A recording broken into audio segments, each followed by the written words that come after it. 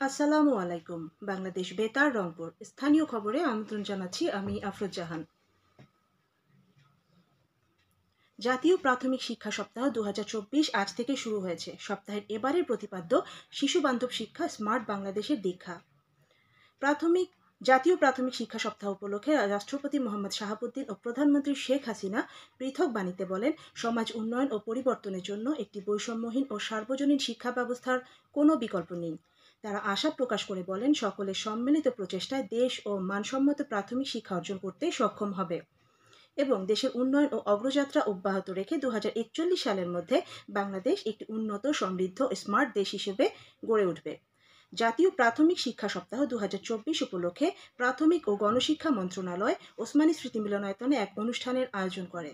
প্রধানমন্ত্রী শেখ হাসিনা এই অনুষ্ঠানে উদ্বোধন করে শিশুদের সার্বিক বিকাশ নিশ্চিত করতে লেখাপড়ার পাশাপাশি খেলাধুলা, সংস্কৃতি চর্চা সহ সহশিক্ষা কার্যক্রম পরিচালনার উপর গুরুত্ব আরোপ করেন। তিনি বলেন, তার সরকার দারিদ্র্য দূরীকরণে যে লক্ষ্য নির্ধারণ করেছে তা অর্জনে একমাত্র হাতিয়ার উপযুক্ত শিক্ষা। শেখ হাসিনা বলেন, তার সরকার প্রাথমিক শিক্ষা সম্প্রসারণ, উপস্থিতি বৃদ্ধি এবং বিশেষত মেয়ে শিশুদের ঝরে পড়া রোধে, শিক্ষার পরিবেশ উন্নয়ন, পৃথক ওয়াশ ব্লক স্থাপন, নারী শিক্ষক নিয়োগের হার বৃদ্ধি, উপবৃত্তি ও বিনামূল্যে পাঠ্য বই প্রদান এবং স্কুল ফিডিং কার্যক্রম সহ নানামুখী কার্যক্রম বাস্তবায়ন করে যাচ্ছে। প্রাথমিক বিদ্যালয়ে পুনরায় স্কুল ফিডিং কার্যক্রম চালু করার বিষয়ে শেখ হাসিনা বলেন, সরকারিভাবে নয় বরং অভিভাবক, জনপ্রতিনিধি এবং স্থানীয় জনগণকে সমন্বয়ে কমিউনিটি ভিত্তিক স্কুল ফিডিং কার্যক্রম চালু করতে হবে। এর আগে প্রাথমিক শিক্ষার বিভিন্ন ক্ষেত্রে অবদান রাখায় 18 ক্যাটাগরিতে 126 জন শিক্ষার্থী, শিক্ষক এবং শিক্ষা সংশ্লিষ্ট কর্মকর্তাগণকে প্রাথমিক শিক্ষা পদক প্রদান করা হয়। অনুষ্ঠানে প্রধানমন্ত্রীর হাত থেকে পদক গ্রহণ করেন 54 জন। আগামী 30 জুন থেকে শুরু হতে যাওয়া চলতি বছর এইচএসসি ও সমমানের পরীক্ষায় দিনাজপুর শিক্ষা বোর্ডের অধীনে মোট 1,13,420 জন পরীক্ষার্থী অংশগ্রহণ করবে। এ বোর্ডের অধীন অঞ্চলে 204টি পরীক্ষা কেন্দ্রে এইচএসসি পরীক্ষা অনুষ্ঠিত হবে। বোর্ডটির প্রকাশিত তথ্যে বলা হয়, চলতি বছর 1098 জন পরীক্ষার্থী বেড়েছে। গত বছরের তুলনায় এবছর মেয়ে পরীক্ষার্থীর সংখ্যাও বেশি।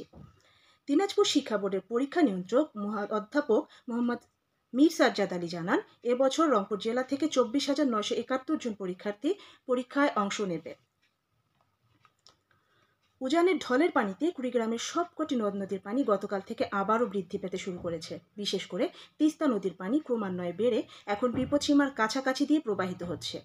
পানি উন্নয়ন বোর্ড জানায়, তিস্তা নদীর পানি কাউনিয়া পয়েন্টে সকাল 6টার চেয়ে 2 সেন্টিমিটার বেড়ে আজ সকাল 9টায় বিপদসীমার 3 সেন্টিমিটার নিচ দিয়ে প্রবাহিত হচ্ছিল। এদিকে লালমনিরহাটে তিস্তা নদীর পানি আবারও বৃদ্ধি পেতে শুরু করেছে।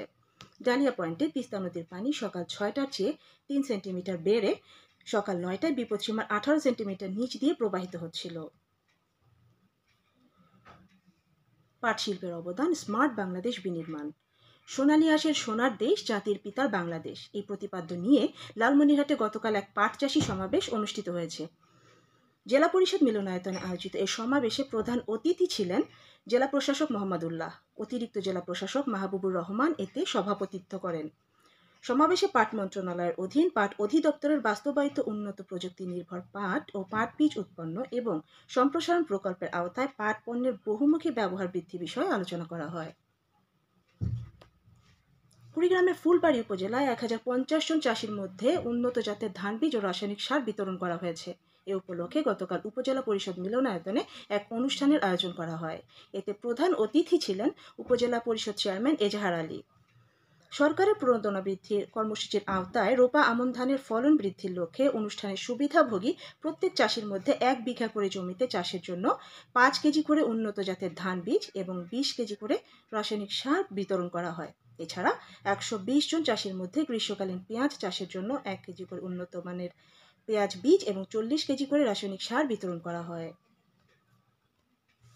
সবশেষে আবহাওয়া। আজ সন্ধ্যে 6টা পর্যন্ত পূর্বাভাসে বলা হয়েছে, রংপুর, টাঙ্গাইল, ময়মনসিংহ ও সিলেট অঞ্চলের উপর দিয়ে দক্ষিণ ও দক্ষিণ পূর্ব দিক হতে ঘন্টায় 45 থেকে 60 কিলোমিটার বেগে অস্থায়ীভাবে দমকা থেকে ঝোড়ো হাওয়া বয়ে যেতে পারে। সেই সঙ্গে বৃষ্টি অথবা বজ্রসহ বৃষ্টিপাতের সম্ভাবনা রয়েছে। এসব এলাকায় নদী বন্দরগুলোকে 1 নম্বর সতর্কতা সংকেত দেখাতে বলা হয়েছে। খবর শেষ হলো।